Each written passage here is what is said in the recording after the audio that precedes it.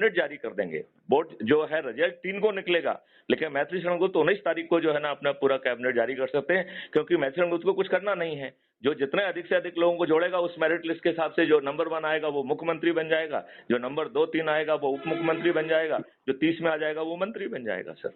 हमने ये भी निर्णय लेके रखा है कि हमारे लोगों को कि हम सूची जो 19 तारीख को जारी करेंगे वो जो है बिना फर्दर निमंत्रण के सब ये देख लें कि वो जीत गए हैं और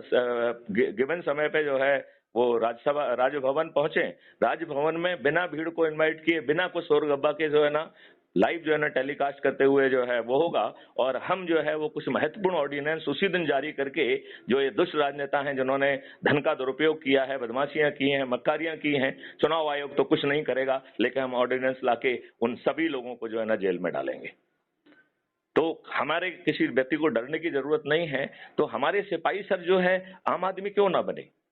किसान क्यों